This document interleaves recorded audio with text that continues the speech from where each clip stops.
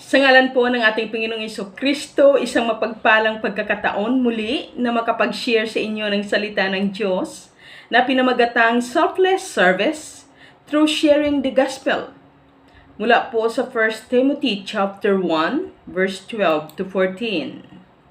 Sabi po sa wikang Tagalog, 1 Timothy chapter 1, verse 12 to 14, nagpapasalamat ako kay Kristo Jesus na ating Panginoon na nagbigay sa akin ng lakas para sa gawaing ito. Sapagkat ako'y minarapat niya at hinirang na maging lingkod. Verse 13, hinirang niya ako upang maglingkod sa kanya, bagamat noong unay, nagsalita ako laban sa kanya. Bukod dito'y inusig ko siya at nilait. Sa kabila nito'y kinahabagan ako ng Diyos, sapagkat hindi ko nalalaman ang aking ginagawa noong hindi pa ako naniniwala sa Kanya.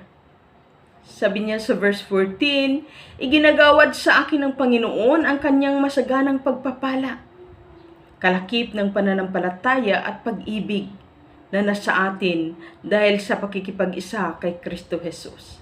Purihin ang Diyos sa pagkabasa ng kanyang mga salita. Tayo po'y manalangin. O amang banal na siyang makapangyarihan, minsan pa nagpapasalamat kami sa kabutihan mo sa aming mga buhay, na kami ay nakakalapit sa trono ng iyong kalwalatian at muli ay sama-sama kaming mag-aaral ng iyong mga salita upang kami iyong palakasin bilang mga lingkod mo at maglilingkod pa. Take over sa iyong lingkod at pagpalain mo kaming lahat sa pangalan ni Kristo Jesus. Amen and amen. Purihin ang Panginoon. Dahil naranasan ni Apostol Pablo ang masaganang habag, pagpapala at pag-ibig ng Diyos, dahil sa kanyang pananampalataya at pakikipag-isa sa Diyos, sa pamagitan ng pagkatawag sa kanya upang maglingkod. Sinuklian ni Apostol Pablo ang Diyos na paglingkuran siya ng walang pag-iimbot. Ika nga, selfless service. Sa pamagitan ng pagpapahayag ng salita ng Diyos. Kahit na siya ay napapahamak sa kamay ng mga di mananampalataya, pinatunayan niya ito ayon sa kanyang mga karanasan. Dito nating makikita na si Apostol Pablo, bilang tiyak niya na siya ay tinawag at pinili ng Diyos na maglingkod, pinaglingkuran niya ang ating Panginoon sa pamagitan ng pagpapahayag ng salita ng Diyos with a selfless service. Sabi nga niya sa 2 Timothy chapter 1 verse 1 sa wikang Tagalog, mula kay Pablo na niloob ng Diyos na maging apostol ni Kristo Jesus upang mangaral tungkol sa buhay, ipinangakong kakamtin or kakamtan natin kay Kristo Jesus. So, alam ni Pablo na siya ay tinawag ng Diyos bilang apostol upang paglingkuran ang Panginoon na maipahayag ang kanyang mga salita or mabuting balita. At sabi din niya sa 2 Timothy chapter 1 verse 3, nagpapasalamat ako sa Diyos na pinaglilingkuran ko ng tapat tulad ng ginawa ng aking mga ninuno tuwing aalalahanin kita sa aking mga panalangin araw-araw, sabi niya kay Timoteo. So, mapatunayan na tunay na ninais talaga ni Pablo na paglingkuran ang ating Panginoong Jesucristo sa pamagitan ng pagpapahayag ng salita ng Diyos. At nang si Pablo ay nagsimula siyang maglingkod selflessly, na ipahayag ang salita ng Diyos, doon naman siya inusig ng mga hindi mananampalataya ni Kristo Jesus. Pero hindi siya nagpatinag dahil nakita niya at naranasan ang kahalagahan at kapangyarihan ng salita ng Diyos. At hindi niya pinaghihinayangan ang kanyang buhay. nung tinanggap niya si Kristo Jesus at nalaman niya na siya'y gawing apostol ni Kristo Jesus, hindi niya ipinagkait ang kanyang buhay. Hindi niya pinaghihinayangan ang kanyang buhay. Na sa kabila ng kanyang paglilingkod, ay naranasan niya ang hindi makatao, hindi makatarungan na pag-uusig dahil lang sa kanyang pagpapahayag ng katotohanan ng salita ng Diyos. Dahil nakita niya kung gaano mabuti at makapangyarihan at kahalaga ang salita ng Diyos. Sabi nga niya sa Roma chapter 1 verse 16, hindi ko ikinahihiya ang mabuting balita tungkol kay Kristo. Bakit? Sabi niya, sapagkat ito ang kapangyarihan ng Diyos. Nakita niya. Naranasan niya ang kapangyarihan ng Diyos sa kanyang buhay kung paano siya binago. At sabi niya, sa ikaliligtas ng bawat mananampalataya, naranasan niya kung paano maligtas sa pamamagitan ng salita ng Diyos. Unay, sabi niya, sa mga Hudyo at gayon din sa mga Griego. Nakita niya kung gaano ito kahalaga, makapangyarihan, at ito ang susi ng tunay na katiyakan ng kaligtasan sa mga Hudyo at sa mga Griego, nang ibig sabihin sa lahat ng mga hintil sa sanlibutan. Makita natin na tiniis ni Pablo bilang lingkod ng Diyos sa pagpapahayag ng salita ng Diyos nang walang pag-iimbot o selfless service. Pinahayag niya kung paano niya pinaglingkuran ang Diyos sa pamagitan ng papapahayag ng salita ng Diyos nang walang takot, nang walang pag-iimbot. Hindi niya pinaghihinayangan ang kanyang buhay. Ang mahalaga, mapaglingkuran niya si Kristo Jesus. Maipahayag niya ang makapangyarihang salita ng Diyos na siyang susi ng kaligtasan ng lahat ng tao at magbago buhay. Kaya sabi niya sa 2 Corinthians chapter 11 verse 23 to 29, inihayag niya yung kanyang lahat na naranasan, ang kanyang tiniis upang ipakita niya kung paano niya paglingkuran ang Diyos sa pamamagitan ng pagpapahayag ng salita ng Diyos with a selfless service. Kapatid, pakinggan natin ang kanyang mga karanasan at naway i-examine natin ang kanyang sarili. Kung nalalampasan din ba natin yung mga karanasan ni Pablo o naranasan din upang sumuko, upang maging tamad, upang maging, sabi nga, matakot sa mga taong ayaw sumampalataya. Tingnan natin kung paano ipinaglaban ni Pablo ang salita ng Diyos at ipinagtatanggol ito.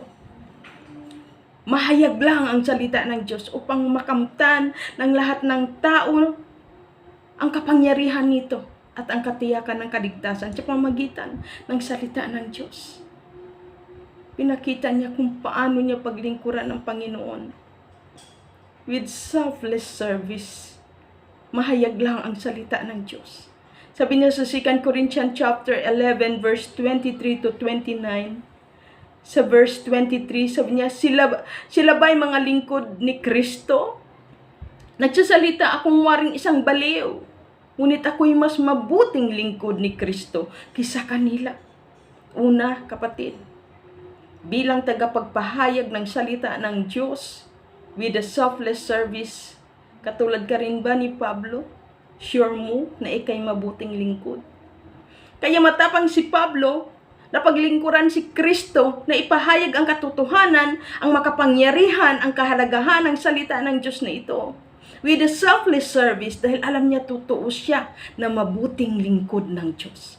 Itong nagbigay sa kanya ng katapangan upang ipagtanggol ang salita ng Diyos at ipahayag ito sa lahat ng tao. Dahil alam niya, kailangan ng sandaigdigan ang salita ni Kristo. Dahil siya mismo ay naranasan niyang kapangyarihan ito at ang kapakinabangan sa kanyang buhay. Kaya sabi niya, kahit baliw ako sa inyong paningin, sabi niya, mabuti naman akong lingkod ni Kristo Kaya maipagmamalaki mo ba sa harapan ng tao at sa harapan ng Diyos? Na katulad ni Pablo ay tayo ay mabuting lingkod ni Kristo. First, bilang mga tunay na naglilingkod kay Kristo Jesus pamagitan ng pagpapahayag ng kanyang salita with a selfless service, sure natin ang ating sarili. Hindi tayo sabihing dakilang lingkod ng Diyos, magaling na lingkod ng Diyos, kundi naisin natin katulad ni Pablo. Na-sure natin sa harapan ng Diyos at sa harapan ng tao, tayo'y mga mabubuting lingkod ng Diyos na tagapagpahayag ng kanyang mga salita. Ang sabi ni Pablo, sila ba'y mga lingkod ni Kristo? Nagsasalita akong waring isang baliw sa paningin ng mga taong hindi sumasampalataya kay Jesus. Ngunit sabi niya, ngunit ako'y mas mabuting lingkod ni Kristo kaysa kanila. Higit ang aking pagpapagal. Kamusta ang pagpapagal mo bilang lingkod ng Diyos sa pagpapahayag ng salita ng Panginoon? Suko ka na ba? Takot ka? Tamad ka? O wala ng passion? Wala ng love? Wala ng concern? Or baka naman ang masakit nito ay ginagamit mo na lang ang salita ng Diyos for the sake mabuhay ka. Matugunan ang iyong pangailangan. Huwag naman nawa. Always remember, nagpagal si Pablo bilang tunay na lingkod ng Diyos na pinaglingkuran niya ang Panginoon with the selfless service sa pagpapahayag ng salita ng Panginoon. Sabi niya, makailan ulit akong nabilanggo. Kapatid, nabilanggo ka na ba? Kaya ayaw mo na? Tamad ka na? Sabi pa ni Pablo, hinagupit ng maraming bisis. Nahagupit ka na ba katulad ni Pablo? At madalas na nabingit sa kamatayan. Muntik ka na bang mamatay? Sa pagpapahayag ng salita ng Diyos katulad ni Pablo. Kaya napapaiyak ako dito eh.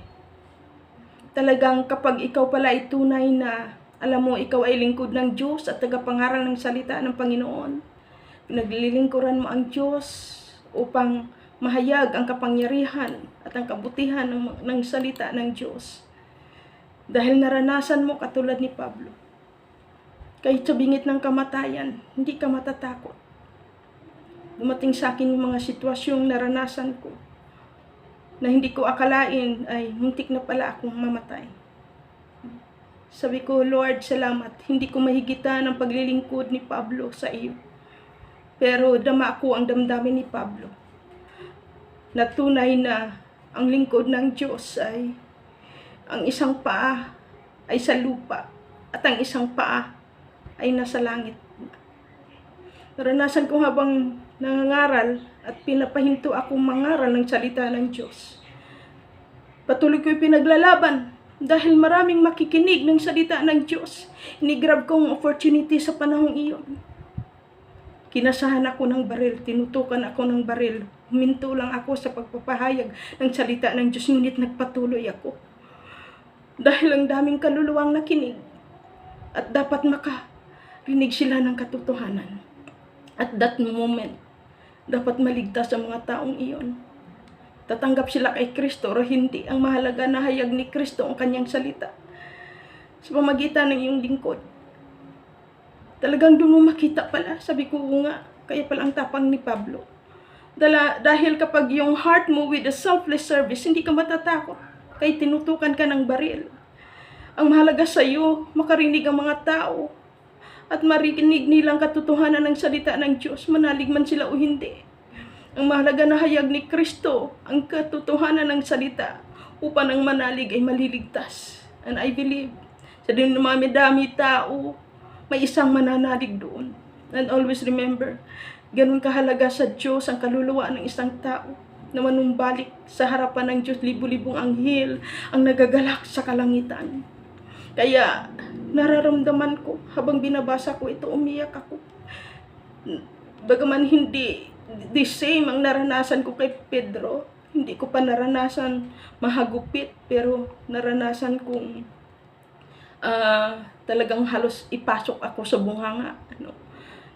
Sabi nga, naranasan kong tutukan ng baril. But doon ko nakita na talagang pagka wala ka na sa harapan niya ng taong ito saka mo na lang minsan ay maisip na mapapaiyak ka. Salamat Lord, ganun pala kita kamahal. Nakahanda akong mamatay. Maihayag niya lang yung mga salita. No? So, sabi ni Pablo, hinagupit ng maraming bisis at madalas na nabingit sa kamatayan.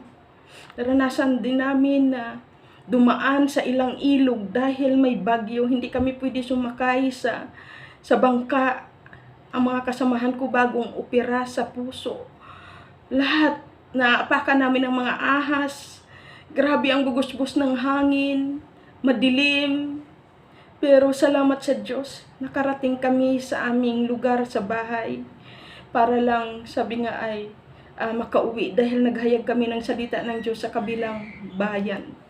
So, doon mo makita na nabibingit sa kamatayan. Hindi kami makaalis-alis sa malalim na ilog.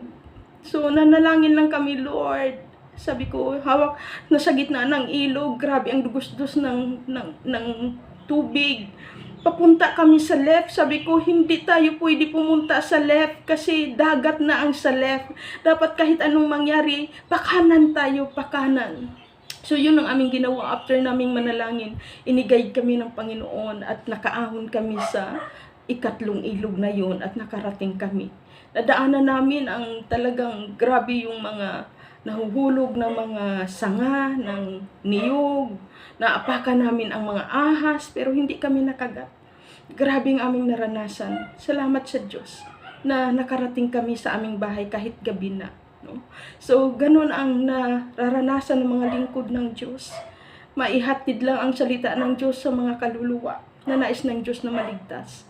So, sa verse 24, makalima akong tumanggap ng 39 na palo mula sa mga Hudyo. Grabing naranasan ni Pablo. Sabi niya sa verse 25, 3 ulit kong naranasang hagupitin ng mga Romano at minsan binato. Grabe kalaban niya, hindi lang mga leaders ng religion, kundi mga government officials. Sabi nga dito, makaitlo kung naranasang mawasak ang barko, sinasakyan at minsan paghapot magdamag akong lulutang-lutang sa dagat matindi. Kaya ganun na lang yung biyaya, sukdulang biyaya ng Diyos na naranasan ni Pablo. Si Pablo talaga yung very powerful na nagpapatutuo na masagana ang habag ng Diyos.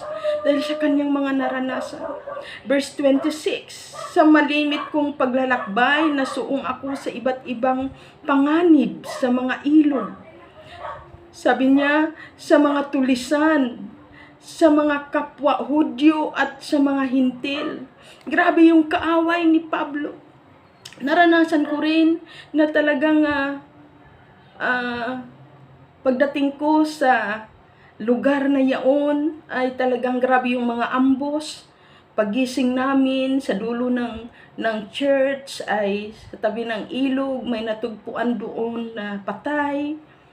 Naranasan ko rin na bisitahin ng mga taong labas, tingnan ako kung sino ako, pero nandoon na mapanatag ako na kung anong kanilang mga tinatanong sa akin ay mapayapa akong sinasagot sila at mapatunayan na ako'y tunay na lingkod ng Diyos. Pumunta ako sa lugar na yaon hindi upang magdala ng kung anong mga bagay kundi pure salita ng Diyos siya. Nakaluluwa ng tao ya ang aking hangarin na maligtas. Hindi sa kung anumang ipinaglalaban ko against the government or ayon sa kanilang kagustuhan against the government. So, nawalampasan ko yung mga ganong klaseng mga tao, no? Sa pagtatanggol sa salita ng Diyos na pure, ng kaligtasan niya, ng kaluluwa. Ang hangarin bilang lingkod ng Diyos, hindi upang pumanig sa both side, government or sa ayaw sa government. Tanging pure na salita ng Diyos siya ang dala upang ang ating pakay na mga lingkod ng Diyos is to save the soul. Dahil mahal sila yan ni Kristo. Verse 26, sa malimit kong paglalakbay, nasuong ako sa iba't ibang panganib sa mga ilog, sa mga tulisan, sa mga kapwa ko Hudyo at sa mga hintil. Napakasakit mo sabi, kapwa Hudyo. Ibig sabihin, naranasan mo yung mga persecution sa mga hindi mananampalataya, hindi mo karelihiyon, at higit sa lahat sa kapwa mo Kristiyano. Mga panganib sa lungsod, sa ilang, sa dagat, sa mga pagkungwaring kapatid, bilang mga tunay na na mga lingkod ng Diyos, mararanasan mo ito. Lalong-lalo na kapag nasa mission field ka. Alam nyo, wag lang kayo magstay sa inyong mga mainam na sitwasyon. No? Kung gusto nyo, maranasan na kayo yung mga tunay at ma-experience nyo yung sinabi ni Pablo, sabi nga ay, hayaan mong mag-mission ka. Tumira ka ng ilang taon sa bawat saang probinsya or lugar. Hindi yung kung saan lang na nagpakasarap lang kayo at nagpakayaman. Kung saan man kayo. So, napakahirap ng karanasan ni Pablo, ngunit blessed ang mga lingkod ng Diyos na naunawaan ang hirap na ito ni Pablo. Madala lang ang salita ng Diyos sa lahat ng mga nais ng Diyos na maligtas sa amang lugar na napakahirap. At maraming against sa salita ng Diyos at hindi katanggap na lingkod ng Diyos. No? So, kung paano mo ito maranasan at mapagtagumpayan sa biyaya ng Panginoon. Sabi nga sa verse 27, naranasan ko rin ang labis na hirap at pagod. So, ranas yan ng mga lingkod ng Diyos. Malimit na nagpupuyat. Mararanasan talaga. Ako, naranasan ko talagang paggising ko, hindi ko magalaw ang aking physical na katawan.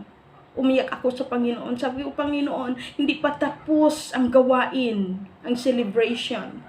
Ibalik mo sa akin ang lakas. Umiyak ako sa Panginoon. Unti-unting nagalaw ko ang aking mga paa, mga kamay at buong katawan.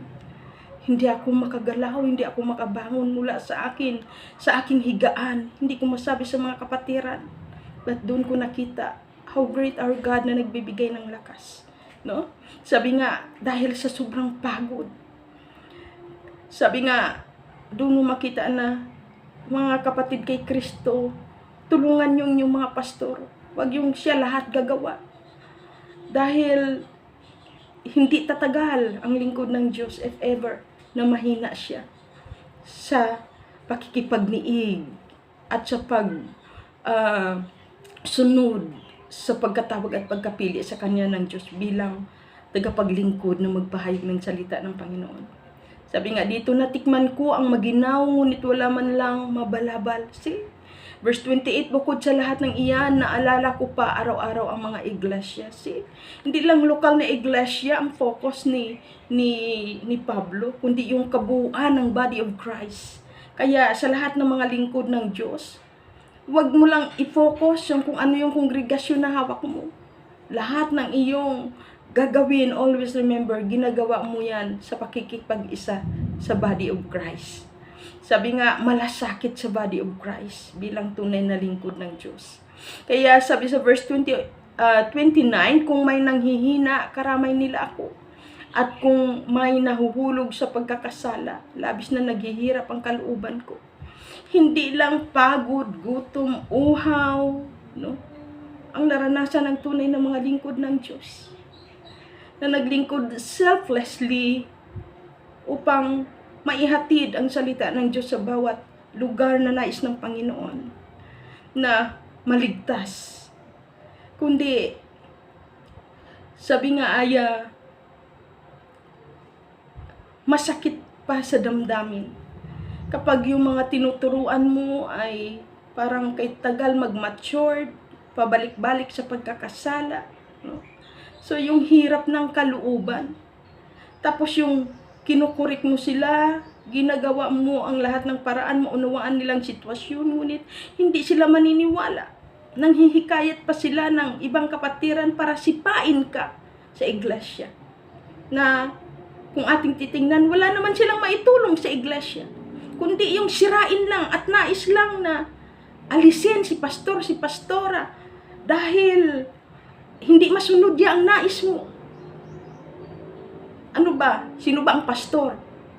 Sabi nga, always remember na ang pastor ang burden bearer at siya ang nakaalam kung ano ang journey at nais ng Diyos sa church. Kaya ang mga deacons, mga members, dapat nakasupport sa pastor.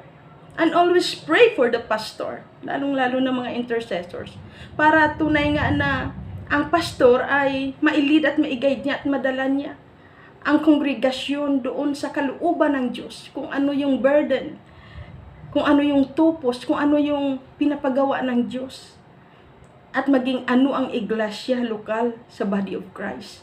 Kaya tulungan, hindi yung pagtutulungan, no? So ang body of Christ dapat ay magkaisa upang tulungan ang pastor upang maisakatuparan ang pagkatawag at pagkapili ng Diyos sa lokal na iglesia at maging kapaki-pakinabang, hindi yung pagtulungan para sipain, no? At sabi nga, magmamatigas para ipakita mali ka pastor, hindi lang nasunod ang iyo yan na idea. Always remember, acknowledge your pastor. Hindi ka pastor. Sabi nga, member ka. Salamat sa mga suggestion mo. But always remember na kung ikaw ay may malasakit sa iglesia, maigi kung talagang malasakit o baka hangarin mo lang at gusto mo lang hawakan sa liig ang pastor at ipakita mo mas magaling ka kay pastor, always remember, hindi ikaw ang tinawag at pinili. Hindi ikaw ang binigyan ng basbas or anointing, kundi ang pastor. At sabi nga, nariyan ka hindi upang gamitin ng demonyo upang sipain ang pastor at paghinain at pahirapin. Nasa pamamagitan mo, hirap si pastor gawin ang kalooban ng Diyos sa lokal na iglesia, sa body of Christ. Because of you, dahil lang sa iyong kataasan at may nais ka lang nais iparating na ikaw ay mas magaling kay pastor, mahabag ka kapatid, naway magbago ka. Hintayin mo na ang Diyos ang tatawag sa iyo at ilagay ka bilang isang pastor. Hindi yung gawin mo ang lahat para ipakita mas magaling ka pastor. Always remember, yan po yung mga espiritu na naranasan ni Pablo. Kaya hirap na hirap ang kanyang mga kalooban. Ngunit sa isang lingkod ng Diyos like Pablo, na nais niya maglingkod sa Diyos with a selfless service sa pamamagitan ng papahayag ng katotohanan ng salita ng Diyos. Sabi nga, ay nandoon na nagiging matatag siya, hindi siya natitinag, hindi siya natatakot. Ginagawa niya ito for the glory of God at naniniwala siya. Hindi siya iiwan ni pababayaan ng Panginoon. Conclusion, sabi ni Pedro, ni Pablo sa Philippians chapter 4 verse 12 to 13, naranasan ko ang maghikahos. Always remember, isa pa yan na talagang problem ng mga pastor, lalong-lalo na sa mga provinces, sana mga members, wag lamang, hindi ko naman sinasabing wag niyong suportahan ang mga nasa city or nasa main church. Always remember yung kalagayan at sitwasyon ng mga miyembro doon. Yes, dapat makita niyo rin kung ano yung kakayahan ng mga members doon, kung kaya ba nila doon alagaan si pastor, pakainin, alalayan, no? So, always remember na minsan maraming mga pastor na mahina, tahimik na lang, namamatay sa gutom, namamatay na may sakit, malaman na lang patay si pastor kasi may sakit. Kawawa ang pamilya. Bakit? Kinakaya ng pastor. Dahil hindi kayang pakainin ng members. Hindi kaya kasi paningin sa pastor is mayaman. Paningin sa pastor ay superwoman, superman, no? But without their knowing, na sabi nga, maliban dyan na pagod ang pastor kasi hindi niya ma-please ang membro. Ang gusto lang ng membro ay umupo, kumain, umalis. Pero ayaw makiisa kay pastor, pumasan ng mga pasanin para sa iglesia. Kaya kawawa si pastor, no? Sa yung nararanasang sabi nga, kayang-kaya ng pastor eh. Hindi niya yan sasabihin, naghihikahos siya. Kung magpasting ng 1 week, kayanin niya magpasting ng 1 week habang buhay siya. Magpapasting siya kung wala siyang makakain. Sa mga single pastor, okay. Pero ang masakit sa pastor kapag may pamilya pa siya, no? So, kaya naway wag mawala ng support, lalong-lalo na sa mga provinces na pastor. Lagi ko pong hinasabi kasi naranasan ko, ang hirap talaga sa province. Kaya kung kumustahin niyo yung mga lingkod niyo, no? Yung mga pastors niyo sa provinces. So, dahil ang mga pastors niyo sa provinces, mga naghihikahos din ng miyembro. So, hindi lang pamilya niya ang pinapakain, kundi pati ang mga sa sinasasakupan.